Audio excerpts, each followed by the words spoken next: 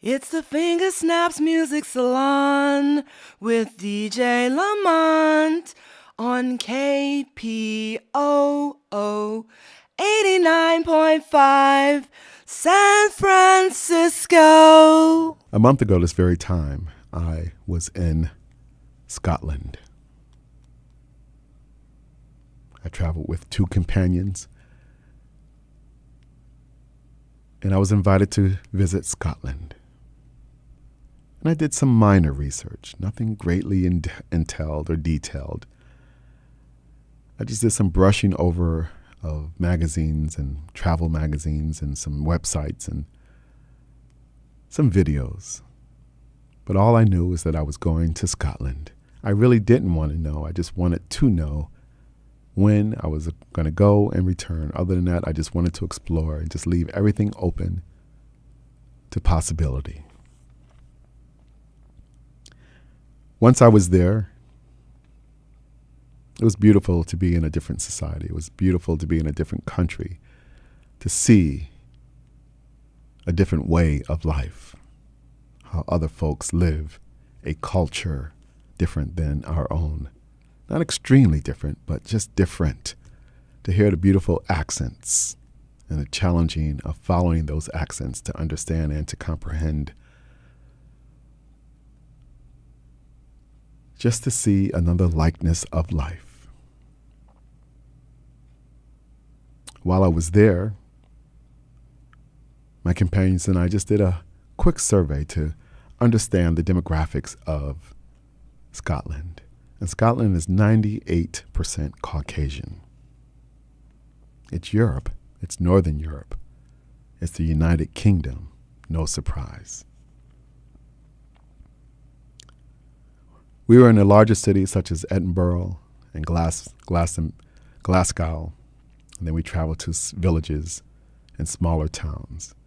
And it was the smaller towns that I connected with more because I live in a large city of San Francisco. So when I go to another large city, I just see the similarities. Yes, the imprint is slightly different, but the blueprint is basically the same.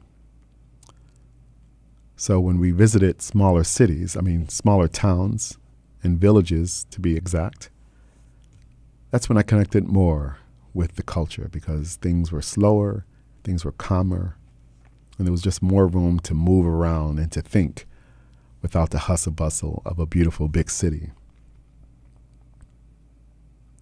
So we visited this village called Lamont. Lamont. It was a beautiful little town. Maybe the population was 5,000. I'm not exactly sure, but it was a really small village. And we climbed a hill, and I was able to see basically the entire landscape of the village. It was basically clustered on a hillside. So I would say maybe 5,000, maybe 10,000 pushing it. So my friend and I decided to go for a swim at the local swimming pool. And so we made our way to the local swimming pool. It was about a 1.5 mile hike from our room. We got a little discombobulated because, again, we're in a different environment, a different land, a different city, a different state, a different village. But we found our way to the local swimming pool. It was 4 p.m. in the afternoon, and we arrived. The attendant at the entrance told us we have an hour to swim.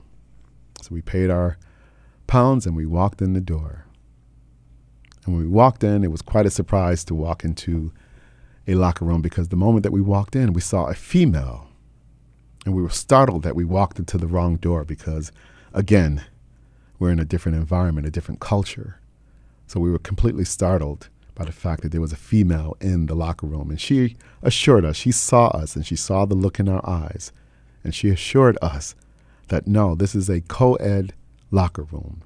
There's stalls where you change your clothes for individuals, but overall the entire environment is co-ed.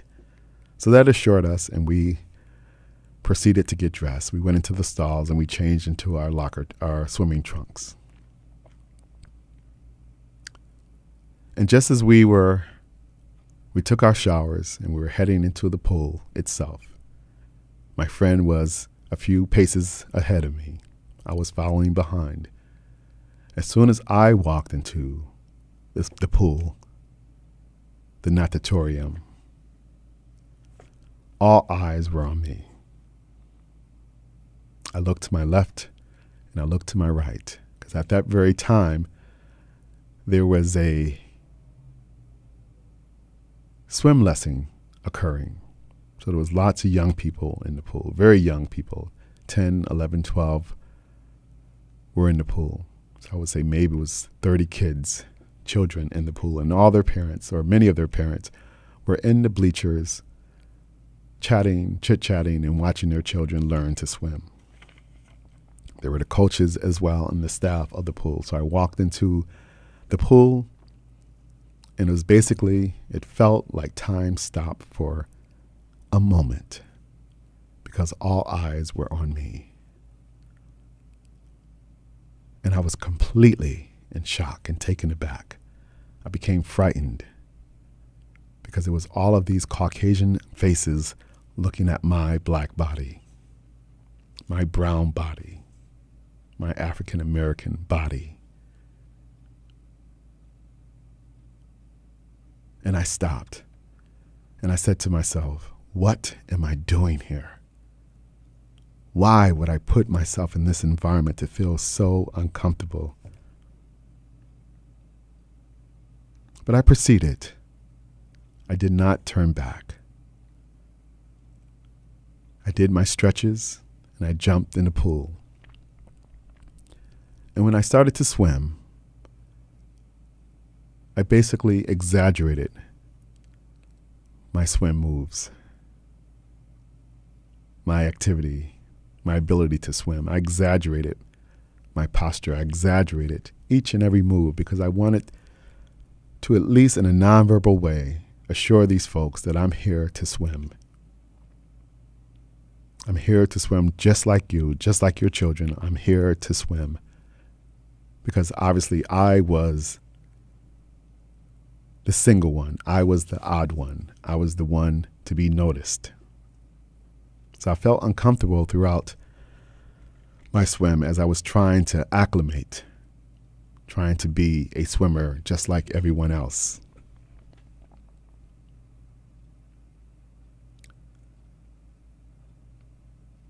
So I swam and I swam. And about 10 minutes later, I was hanging on to the side of the pool, catching my breath. And it was this one little tight, this little man, this little young person, this young boy was looking at me. And I was looking at him. And finally, my silence broke, and I said hello to him. And I said, hi, my name is Lamont. And he said, hi, my name is Lewis, with a Scottish accent, of course. And I said, how long have you been swimming, Lewis? And he says, about 6 months. And he says, just a few months ago, I can only swim half the pool. Now I can swim the whole pool. And I said, wonderful, absolutely wonderful. I said, show me. He says, you want me to show you? I said, yes, show me how you can swim the pool. So he started before me, and I trailed behind him. I swam at a very slow pace because this is a little 10-year-old named Lewis. And he did his thing. He did his stroke. He did his freestyle from one end of the pool to the other. And I can see that he was proud to show off that he had the ability to swim the length of the pool. And he was proud of the fact that someone was witnessing that effort. And we made it to the other end of the pool. And when we arrived at the other end of the pool, the shallow end of the pool, there was another little person, another little tight, and his name was William. William is the friend of Lewis, and they met in school. Now William can only swim a quarter length of the pool, and then he stops because he's not ready to swim the entire length just yet. So William showed me how he can swim a quarter length of the pool, and that he did. And then we began to play games in the water. There was an object, and we would throw it in the water, and we would all three of us would go underwater, and we would retrieve this object, and whoever retrieved it first was the winner. And then Lewis and I swam a length again, and again, and again. And that's when things changed. That's when I stopped feeling as though I was being objectified to feeling part of something, connected to someone, because that's what made the difference. I connected to someone. And yes, I was odd. I'm 6 feet tall. I have dreadlocks. I'm cocoa brown. So here I am in an environment where everyone in the room was Caucasian, was pale, was white. So of course they would find me different. Of course they would be curious. Of course they may question. Although no one stopped me, no one apprehended me, no one made me feel uncomfortable. It was just my own perception of just being the only one. But then I realized once I connected with Lewis and William, these two little 10-year-old Scottish young men, these boys, and we swam in the pool, that made all the difference in the world. It changed my entire perception about myself. It changed my entire perception about this experience that I was having at this pool, because I connected with these two young people and they connected with me. And we swam and we swam and we swam. They asked me questions about what I eat, where I live, what I do, and I asked them just the same. So we realized that we had more in common than we had not in common. There was more similarities than differences.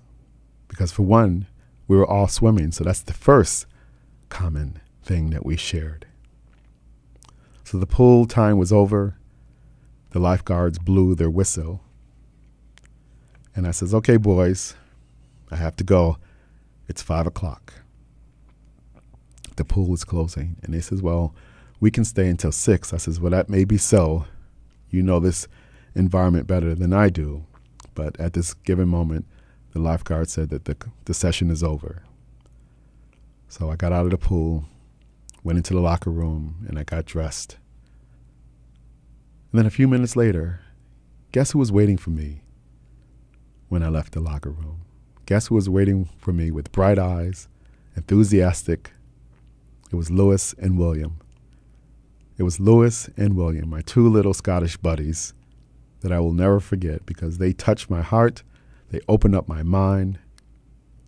They made me feel at home, even though I was 7,000 miles away from where I am right now. They made me feel connected to something.